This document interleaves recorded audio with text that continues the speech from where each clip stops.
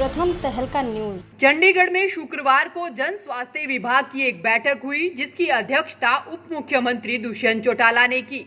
वहीं बैठक के बाद उप मुख्यमंत्री दुष्यंत चौटाला ने जानकारी देते हुए कहा कि बैठक के दौरान 100 करोड़ से अधिक की लागत के 11 प्रोजेक्टों के विकास कार्यों की समीक्षा की गई। उन्होंने बताया कि हिसार के रनवे प्रोजेक्ट को छोड़कर बाकी सभी 10 प्रोजेक्ट अगले साल अप्रैल तक पूरे हो जाएंगे और इन प्रोजेक्ट में BR अम्बेडकर भवन, मेडिकल कॉलेज महेंद्रगढ़ और करनाल के 2 भवन भी शामिल है। सरकार से 2020 से 25 तक की Haryana enterprise and employment promotion policy प्रदेश में बननी है। उसके अंदर तमाम डिपार्टमेंट्स के अधिकारियों के साथ डिटेल चर्चा भी हुई और पॉलिसी फाइनलाइजेशन और 1 तारीख से पॉलिसी प्रदेश में लागू हो उस और बेहतरीन तरीके से इंडस्ट्री को प्रदेश की तरफ डाइवर्ट किया जाए,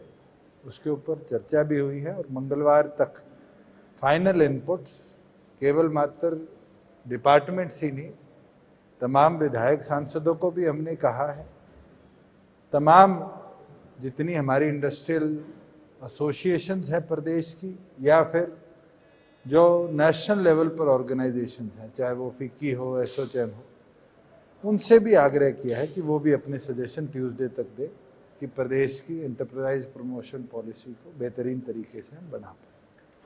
और एक ही उद्देश्य हो कि प्रदेश के अंदर खास तौर पर थ्रस्ट सेक्टर के साथ साथ जो एक्सपोर्ट ओरिएंटेड और ख़ास तौर पर जो हम इंपोर्ट करते हैं उन यूनिट्स को इस्टेब्लिश करने के लिए कदम हम उठाने का काम करेंगे और उनको प्राइमरी फोकस के तौर पर काम करेंगे।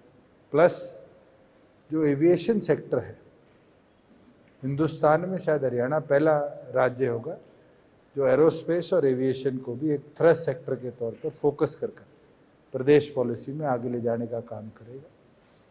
साथ में चाहे वो बल्क ड्रग पार्क हो, उसको भी, क्योंकि मेडिकल टेक्नोलॉजी आने वाले समय के अंदर एक थ्रस्ट सेक्टर बनेगा और कोविड के बाद खास तौर पर उसको भी फोकस्ड एरिया के साथ हम जोड़ने का काम करेंगे। और पिछले दिनों जैसे नेशनल लेवल पर इंडस्ट्रीज़ की एक बैठक हुई थी कि हम क्लस्टर अप्रोच में, और हरियाणा को प्रेज़ किया गया था कि हरियाणा उन राज्यों में से है जो 22 के 22 जिलों को क्लस्टर्स में डिवाइड करके यूनिट्स को आगे लेके आने का काम कर रहा है। उसी तरीके से हम और जोड़ पाए और जितनी भी ऐसी फैक्ट्रीज अगर क्लस्टर अप्रोच के साथ जोड़ा जाए उसको एडिशनल बेनिफिट प्रदेश में देने का काम एक्शन का काम पेंडिंग था, उसका अप्रूवल आ चुका है और सेंट्रल गवर्नमेंट को हमारी तरफ से EC की क्लियरेंसेस के सारे डॉक्यूमेंट्स जा चुके हैं। मोस्ट प्रॉब्ली सितंबर महीने के अंदर वो अपनी ओर से उसके ऊपर बैठक बुलाकर अगर हमें क्लियरेंस देते हैं तो रनवे का एक्सपेंशन का काम के लिए जितने टेंडरिंग प्रोसेस थे वो पहले ही कंप्लीट हो चुके हैं। केवल मात्र वहाँ पर जो कॉन्ट्रैक्टर है उसकी मशीनरी प्लांटेशन लगाने की भी परमिशन हमारे द्वारा दे दी गई है।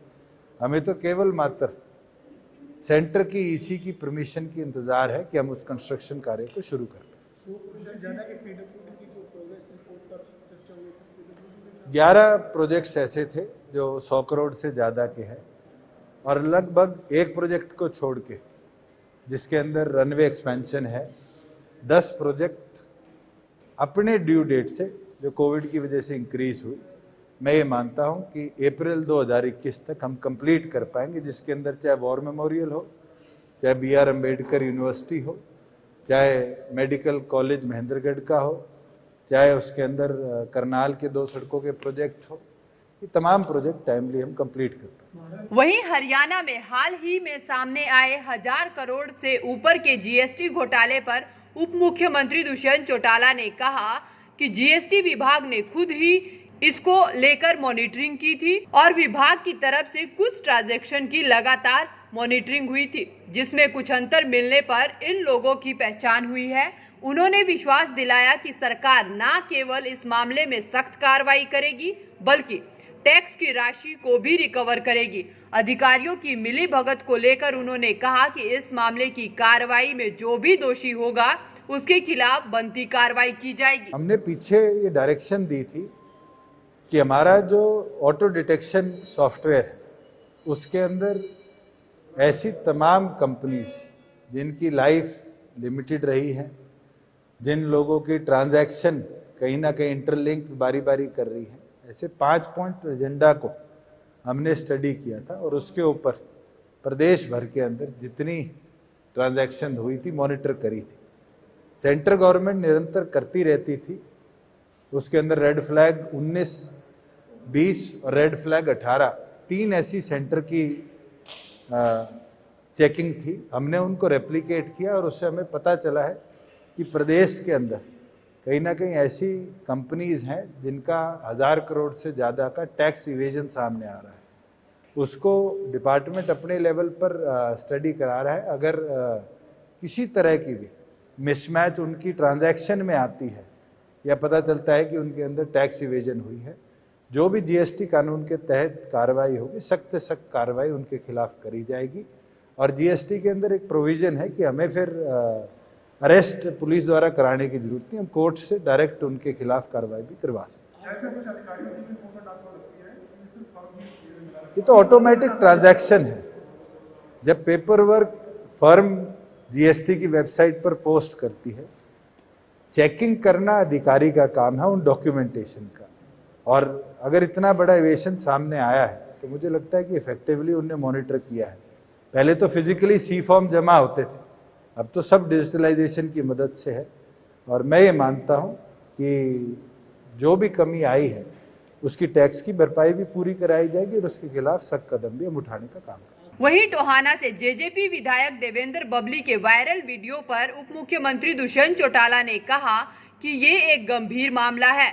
वहां पर अधिकारियों की मिली भगत से गलत कनेक्शन जारी कर दिए गए थे और उम्मीद है कि बिजली विभाग ने इस मामले में कार्रवाई शुरू कर दी होगी।